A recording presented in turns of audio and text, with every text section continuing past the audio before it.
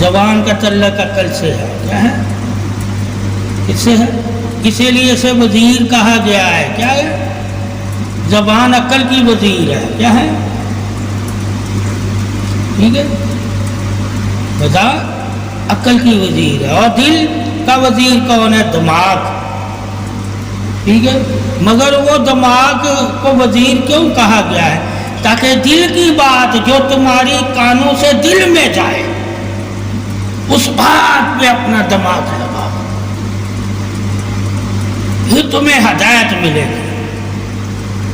اور جو یہاں سے دیکھ رہے ہو، یہاں سے سن رہے ہو، وہ تمہیں ہدایت نہیں، ہاں تمہیں تسکین دے گی. کیا دے گی؟ سکون دے گی. ٹھیک ہے، تجھے تصور دے گی، تجھے یقین دے گی. مگر دل میں جب پیدا ہو جائے گی بات تو وہ تمہیں نور دے گی. ٹھیک ہے، تو نور کے لیے بزرگوں کے پاس انسان بیٹھتا ہے. کیا بیٹھتا ہے؟ گفتگو کے لیے نہیں بیٹھ رہا ہوتا. ٹھیک ہے، پھر بھی کوئی اثر نہیں ہوا تمہیں، تم ہمیں دیکھ رہے ہو. اپنے دل کو دیکھو، دل پہ توجہ رکھو گے تو دل خدا کا گھر ہے. کیا ہے؟ ہم نہیں ہیں. ٹھیک ہے،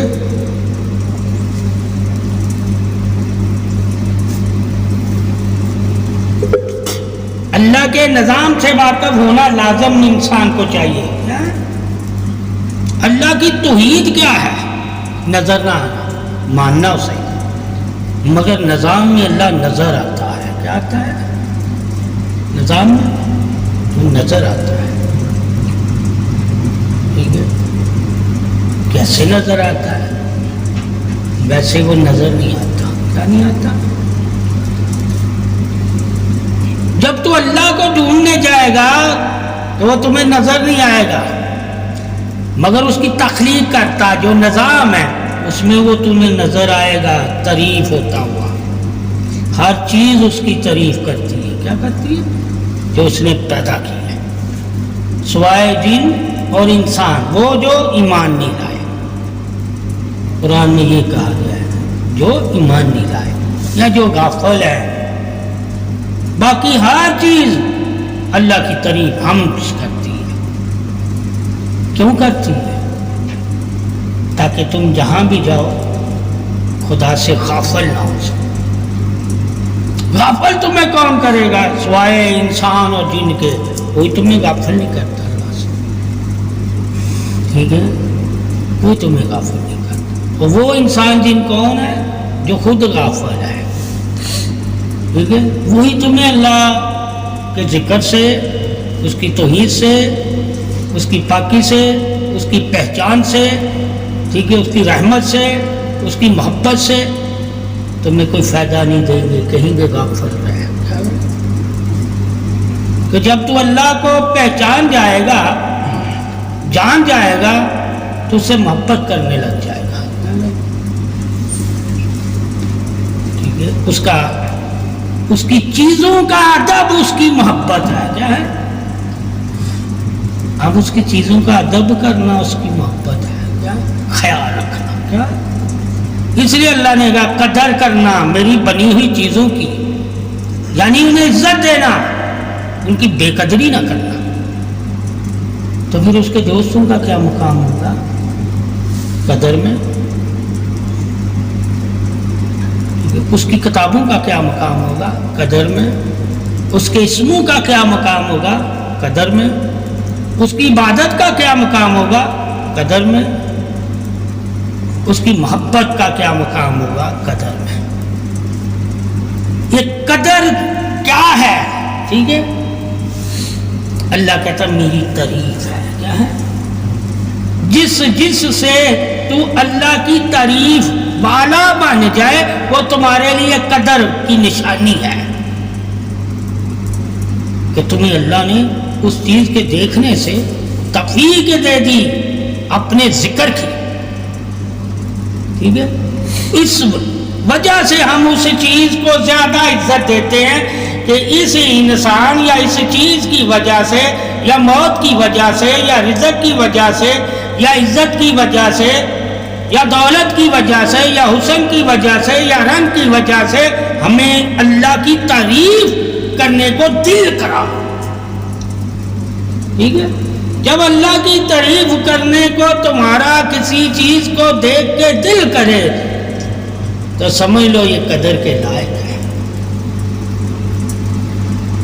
یہ قدر کے لائق ہے. اس کا احترام کرنا، اس کی قدر کرنا، اسے عزت دینا تمہارے لیے پھر لازم ہو جاتا ہے. اور جس چیز کو دیکھ کے حقارت محسوس ہو، نفرت ہو، دل بے چین ہو، بنجر ہو، اس چیز کو دیکھ کے منہ پھیرنا تمہارے لیے لازم ہے. کہ دونوں ہی چیزیں تمہارے دلوں پہ اثر کرتی ہیں. کیا اگر تم توجہ کرو گے، کیا کرو گے؟ ٹھیک ہے؟ اس لیے ہمیں حکم ہوا ہے شرع میں، کیا ہے کہ ہر چیز پہ نظر مت جمایا کرو. ٹھیک ہے؟ کہیں تمہیں پیغام نظر جمانے سے برے نہ آئے. اس لیے سب سے پہلے اللہ نے کہا ہے کہ تو نے اپنی نظر کی حفاظت کرنی ہے. کوئی نظر کی وجہ سے ہی زبان بولتی ہے، ورنہ زبان نہیں بولتی. نظر کی وجہ سے سماعت ہوتی ہے، ورنہ دل نہیں کرے گا تیرے کسی کی بات سننے کو. دیکھ کے ہی تیرے دل میں ہر چاہت بیدار ہوتی ہے، اور جس چیز کو تم دیکھو گے اسی کی تمہارے دل میں چاہت بیدار ہوگی. پھر اس کے دل میں کیا ہوگا؟ تمہارا اس سے بات کرنے کو دل کرے گا، بات سننے کو دل کرے گا، قریب ہونے کو دل کرے گا. کیوں؟ کہ یہ فطرت ہے تمہاری. اب فطرت کو تم اللہ کی رضا کے لیے اور اس کے حکم پہ تو تابع کرتا ہے، یا فطرت کو تو آزاد رکھتا ہے اور شیطان اس فطرت سے تجھے گمراہ کرتا ہے. اس لیے حدیث پاک میں ہمیشہ اچھی چیزوں کو دیکھا کرو جس سے تمہارے گمان اچھے بنے، اور ہمیشہ بری چیزوں سے منہ پھیر لو کہیں تمہارے گمان برے نہ ہو جائے. ٹھیک ہے؟ اس لیے کہتے ہیں گمانی بھی زنا ہوتا ہے، شرک ہوتا ہے، جو تم اپنی نگاہوں سے کرتے ہو. کیا کرتے ہو؟ ٹھیک ہے؟ اب پوچھا جائے دیکھنے سے بھی ہم زانی ہو گئے. ٹھیک ہے؟ اسی وجہ سے کہا گیا ہے کہ سب سے بڑا گناہ کیا ہے جس کی وجہ سے تم مجرم ہوتے ہو؟ دیکھنا. اگر برائی کو دیکھنا چھوڑ دو گے تو تمہارے قدم کبھی بھی برائی کی طرف نہیں اٹھیں گے. دیکھنے کے بارے میں سب سے بڑی خوبی یہ ہے کہ تم اسی طرف بڑھو گے آگے جس طرف تمہاری نظر ہوتی ہے. گمان بھی اسی سے پیدا ہوتا ہے. ٹھیک ہے؟ الہام بھی اسی سے پیدا ہوتا ہے. ٹھیک ہے؟ اور دل میں نور اور اندھیرا اور شیطانی وسوسات اور خیال بھی اسی سے پیدا ہوتے ہیں، تمہارے دیکھنے سے. اب تم دیکھ کس وجہ سے رہے ہو؟ نیت کیا تھی تمہاری دیکھنے کی؟ اللہ پھر کہتا ہے میں تمہیں تمہاری نیتوں سے پوچھوں گا کہ کیوں دیکھا تھا. تو سب سے بڑا دیکھنا ہے کیا ہے کہ تم دیکھتے کس نیت سے ہو. کسی بھی چیز کو جب دیکھتے ہو، محبت سے دیکھتے ہو، رہنمائی سے دیکھتے ہو، نور سے دیکھتے ہو، اللہ کے حکم سے دیکھتے ہو، دوستی سے دیکھتے ہو، رشتہ داری سے دیکھتے ہو، خاندان کی نسبت سے دیکھتے ہو، یا اللہ کے اسم کی وجہ سے دیکھتے ہو، تو سارا کمال کیا ہے؟ دیکھنے کا. تم جس چیز کی طرف دیکھو گے وہ تمہیں اپنا سحر عطا کرے گی. یعنی کہ اپنی طرف کھینچے گی، اور تم آہستہ آہستہ اس کی طرف ہو جاؤ گے دیکھنے سے۔ ابھی بولنا، سننا، جاننا وہ بات درجات ہے، دیکھنا، دیکھنے کی فضیلت قرآن حدیث میں اتنی زیادہ ہے، اتنی سننے اور جاننے کی نہیں ہے۔ اس لیے آپ صلی اللہ علیہ وسلم کہ کافر جب خلاف ہوئے تو یہی کہتے تھے سرکار کو دیکھا نہ کرو، کیا نا، جو دیکھتا ہے وہ ایمان لے آتا ہے، کیا جو دیکھتا ہے وہ ایمان لے آتا ہے، ٹھیک ہے۔ تو آپ صلی اللہ علیہ وسلم کے لوگ چہرے پہ نظر نہیں رکھتے تھے، کیا نہیں رکھتے تھے؟ جو کافر تھے نظریں پھیر لیتے تھے، کیا یا نظریں نیچی کر لیتے تھے کہ کہیں ہماری نظر آپ صلی اللہ علیہ وسلم کے چہرے پہ پڑ جائے گی تو کہیں ہم ایمان نہ لے آئے۔ قرآن کی وجہ سے ایمان نہیں، کیا شان ہے اللہ کی، قرآن سے نہیں وہ ڈرے، ٹھیک ہے، وہ جو عربی کتاب، ٹھیک ہے، اس کے تو مقابلے میں آگے تھے، ٹھیک ہے، ڈرے کس سے تھے؟ اللہ کے رسول کو دیکھنے سے کہ کوئی بھی انسان ان کے پاس جاتا ہے، ان سے بات کرتا ہے، انہیں دیکھتا ہے، وہ ایمان لے آتا ہے۔ یہ نہیں کہا قرآن کو دیکھتا ہے، قرآن کو سنتا ہے، قرآن کے قریب ہوتا ہے تو ایمان لے آتا ہے، ٹھیک ہے۔ کیوں اس دور میں ایسا ہوا؟ تاکہ تم کسی بھی دور میں ہو تجھے وہ دیکھنے والی طرف تیرے دل میں ہونی چاہیے، جسے کہتے ہیں زیارت، ٹھیک ہے، کہ آپ صلی اللہ علیہ وسلم کے دیدار کی طلب ہونی چاہیے۔ یہ بھی سنت ہے صحابہ کی کہ بغیر نبی کے چہرے دیکھے انہیں چین نہیں ملتا تھا، سکون نہیں ملتا تھا، حتیٰ کہ وہ نماز بھی پڑھتے تھے، وہ ذکر بھی کرتے تھے، وہ قرآن بھی پڑھتے تھے، سب کچھ کرتے تھے، اس کے باوجود انہیں سکون نہیں ملتا تھا جب تک آپ صلی اللہ علیہ وسلم کو دیکھ نہیں۔ ٹھیک ہے، یہ کیوں کہ تم لوگ جب ایمان والے اور ایمان والوں میں شامل ہو جو تو تمہارے دل میں بھی یہ کیفیت ہونی چاہیے، یہ ایمان کی سلامتی کی دلیل ہے، ٹھیک ہے، محبت، دیدار، قرب، ایمان سے کہ تم جو بھی عبادت کرتے ہو اللہ اور اس کے رسول کا قرب بھی مانگا کرو۔ صرف عبادت کے درجات سے واقف ہونے کے لیے عبادت نہیں کرنی، ٹھیک ہے، دیدار بھی، تو صحابہ اکرام دیدار کے بھی طالب تھے، کیا تھے؟ صرف ان کے دل عبادت میں نہیں تھے، اللہ کے رسول کے دیدار سے بھی جڑے ہوئے تھے۔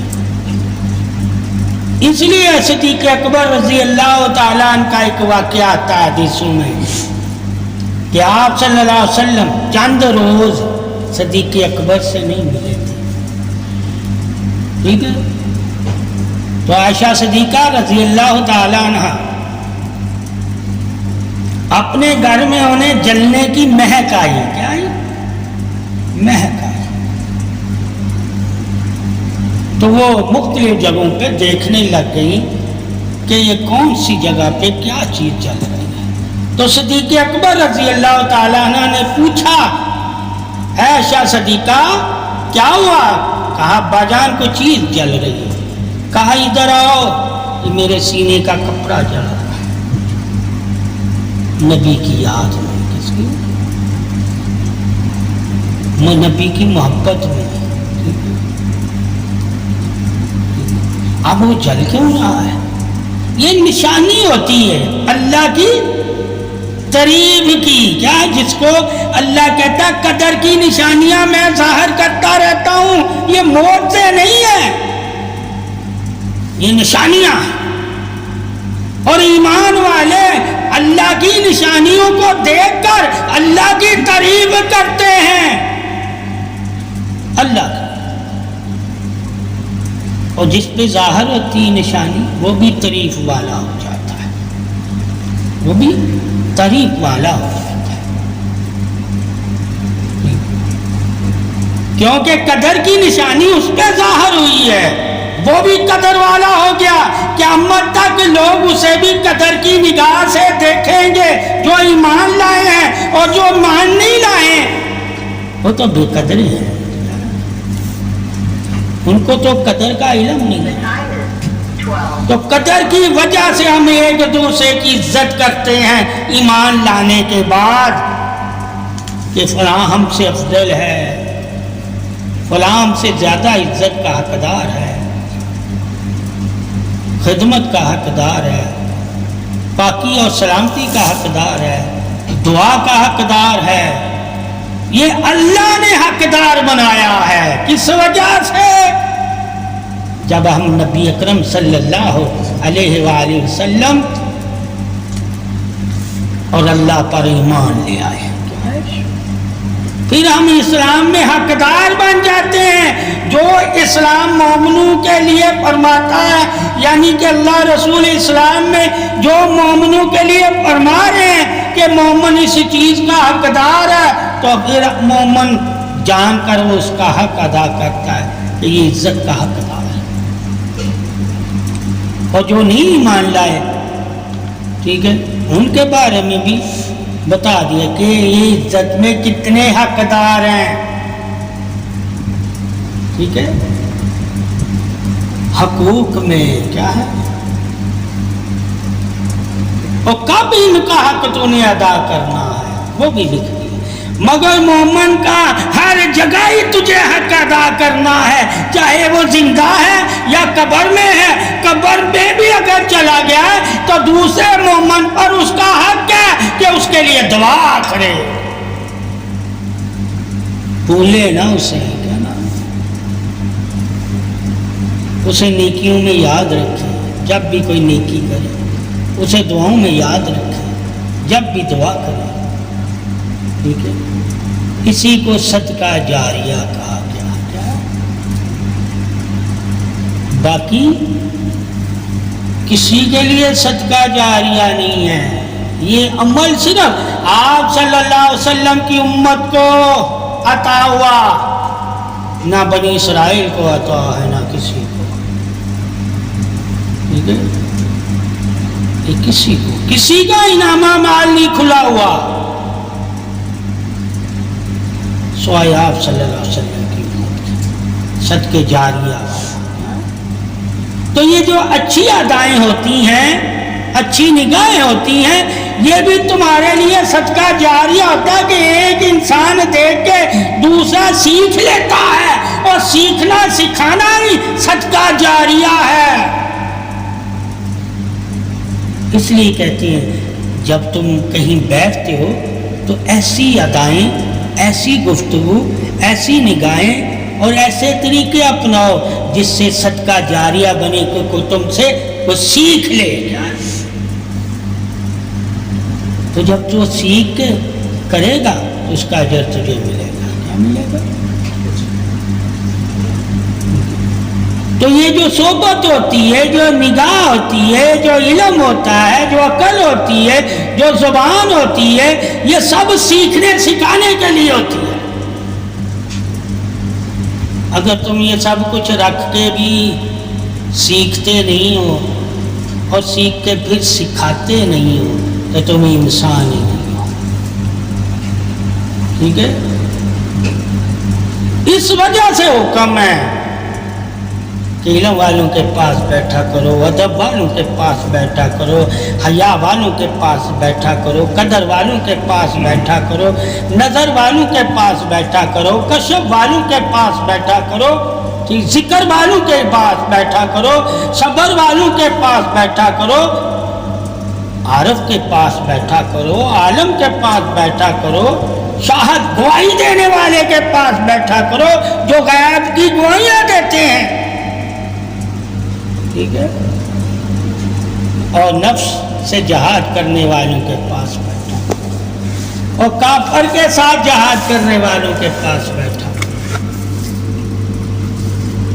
اب تم نے جو ولایت کے درجہ اختیار میں اللہ نے جو اسے حق دیا ہے وہ بھی جاننا مسلمان کے لیے لازم ہے کہ ولایت کے اختیار میں حق کیا ہے۔ وہ زیادہ تمہارے نفس کے ساتھ تمہیں لڑنے کی باتیں بتاتا، ٹھیک ہے، اور عالم کے پاس کیا اختیار ہے؟ وہ نفس کے بارے میں تمہیں علم دے گا کہ نفس یہ کہتا ہے، یہ کرتا ہے، مگر نفس کو دکھائے گا نہیں، اور کافر سے لڑائے گا۔ کیا لڑائے گا؟ کافر سے لڑائے گا، وہ صفیں بنوائے گا۔ کیا بنائے گا؟ جس طرح حدیث میں ہے کہ مومن نماز میں جس طرح کھڑا ہوتا ہے صفیں باندھ کے، اسی طرح میدان میں کھڑا ہو جب کافر سے لڑے صفیں باندھ کے، اور صف میں خلا نہ رکھے۔ کیا نہ رکھے؟ کہ دشمن گھس کے پیچھے والوں پہ وار نہ کرے۔ اسی طرح اسلام میں ہے کہ عبادت کے وقت بھی خلا نہ رکھو، دشمن گھس کے کہیں وسوسے نہ ڈالو۔ عبادت کے وقت دشمن کون ہے؟ کہا شیطان۔ جہاد کے وقت شیطان نہیں ہوتا، شیطان تو دیکھ رہا ہوتا ہے، شامل نہیں ہوتا کافروں کے ساتھ۔ کیا ٹھیک ہے؟ وہ ان کا نفس، ان کا کفر، ان کی جہالت انہیں لڑا رہی ہوتی ہے ہمارے سے، شیطان نہیں لڑاتا انہیں، ٹھیک ہے، اکساتا ہے، اور پھر جب میدان میں آتے ہیں تو بھاگ جاتا ہے، ٹھیک ہے، مگر مومنوں کے ساتھ ہو جاتا ہے انہیں وسوسے دینے کے لیے، ان کے ساتھ نہیں ہوتا کہ یہ بھی باقی ہے۔ اس لیے میدان جہاد میں بھاگنا منع کر دیا کہ کوئی بھی کیسی بھی حالت ہو تم نے بھاگنا نہیں، لڑتے چاہے صلح کر لو، اگر نہیں لڑ سکتے اتحاد کر لو، عارضی طور پہ مان لو ان کی شرطیں، جب تم طاقت والے ہو دوبارہ سے تو پھر ان سے جہاد کرو۔ ٹھیک ہے، جہالت نہیں ہمارے اسلام میں کہ لڑتے ہی رہو، ٹھیک ہے، اللہ کے نبی نے طریقے بتائے، طاقت، کہ تمہارے اندر اگر طاقت ہے لڑنے کی تو پھر گھبرانا نہیں، اگر تم کمزور پڑ جاتے تو کچھ دن کے لیے جہاد کو روک دینا، ٹھیک ہے، تاکہ دوبارہ سے تم طاقت والے ہو تو حملہ کرو۔ اس لیے جہادوں میں ایسا ہوتا ہے، ٹھیک ہے، کہ لوگ روک لیتے ہیں، اور دوسرا کہتا ہے شاید بزدل ہو گئے۔ یہ اللہ کے نبی نے مسلمانوں کو حکمت کے طور پر حکم فرمایا، اس لیے صحابہ اکرام بھی کہیں جہادوں سے واپس آ گئے، اور نبی اکرم صلی اللہ علیہ وسلم فرمایا کہ تم نے اچھا کیا۔ ٹھیک ہے، اب جن جہادوں کی ہم بات کرتے ہیں،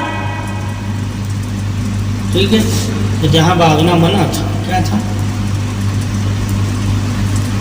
وہ بھی ہم نے پڑھنی ہے، اور جو جہاد وہ چھوڑ کے آئے وہ بھی ہم نے پڑھنا ہے، ٹھیک ہے، اس جہادوں میں آپ صلی اللہ علیہ وسلم موجود تھے، ٹھیک ہے، اللہ کے رسول کی موجودگی میں اگر تم بھاگتے ہو ٹھیک ہے تو تمہارے یقین کمزور ہے. اللہ نے کہا میں نبی کے ساتھ ہوں. کیا ہوں؟ اس وجہ سے ایسی جنگوں میں قرآن حدیث نے کہا کہ تم نے اچھا نہیں کیا. ٹھیک ہے میری نبی کو تنہا چھوڑ. اسی وجہ سے اس دور میں کہا گیا گھروں کو آگ لگا دو جو مسجد میں نہیں آتے نماز. کیوں؟ نبی نماز پڑھا رہا ہے. ٹھیک ہے آپ صلی اللہ علیہ وسلم مسجد میں موجود ہوں اور جو ان سے محبت رکھتا ہے انہیں دیکھنے کی طرف رکھتا ہے ان کا ساتھ چاہتا ہے ان کی عبادت کے شرف سے شرف پانا چاہتا ہے وہ گھر کیسے بیٹھا رہے گا؟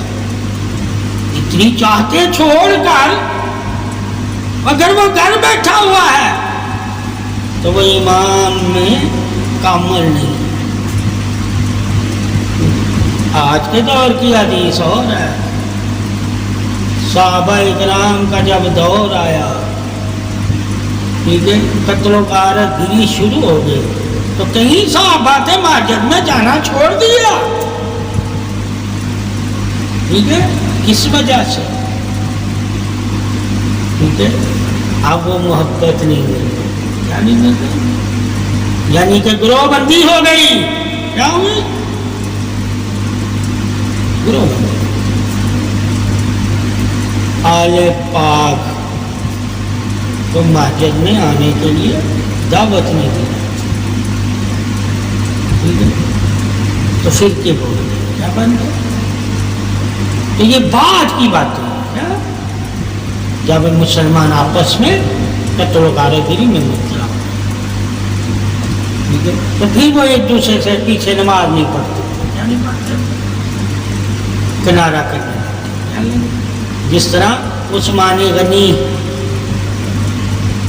رضی اللہ تعالیٰ عنہ کی شہادت ہوئی تو کئی صحابہ اکرام مسجد میں نماز تو مسجد میں ان کا جسم رکھا ہوا تھا. رکھا ہوا اسے دفنانے نہیں دے رہے تھے. نہیں دے رہے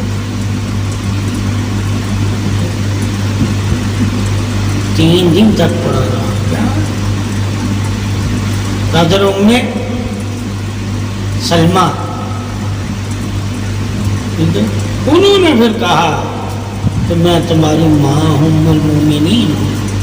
میں کہتی ہوں تو شرط کیا رکھی انہیں مسلمانوں کے قبرستان میں یعنی کہ جنت البقیع میں دفنانا نہیں پھر ہم آپ کو دیں. ایسے مسلمان تھے پہلے سے ہی آپس میں دل ان کے سخت ہو چکے ہوئے تھے. تو جب امام حسین کی باری آئی حسن کی باری آئی تو پہلے سے ہی وہ قتل غارت گری کرنے لگ گئے تھے. ٹھیک ہے اتنی نفرت مسلمانوں میں پیدا ہو گئی تھی. اس لیے نفرت ہی نبی نے منع فرمایا کافر سے بھی نہ کرنا. حق کی بات کرنا نفرت کی بات کرنا. ٹھیک ہے نفرت کس کو کہتے ہیں؟ جو تم ذاتی باتیں کرو کہ تم میری مان لے کیا اور اگلا نہیں مانتا ٹھیک ہے پھر تم لڑتے ہو. یہ تمہاری ذاتی نفرت. اللہ کی وجہ سے اگر تمہارے دل میں نفرت ہوتی ہے تو وہ اللہ اور رسول کی باتیں کرو. اگر کوئی نہیں مانتا تو اس میں نفرت میں کیا ہے اس سے منہ پھیر دو. کیا اس سے بات چیت کرنا بند کرو. قتل کرنے کا حکم نہیں ہے. ٹھیک ہے جب وہ تم سے لڑے کیا لڑے پھر اسے قتل کرنا. کیا کرنا؟ اب عثمان غنی کسی سے لڑا تھا جو قتل کیا؟ اسلام کہ مسلمان کے لیے کیا حکم ہے؟ کافر کے لیے حکم ہے کہ جب تک وہ لڑتا نہیں ہے تجھ سے تو نے اسے کچھ نہیں کہا. اور جو ایک مسلمان ہیں ان کے بارے میں تو حدیث ہے کہ مومن وہی ہے جس کے ہاتھ زبان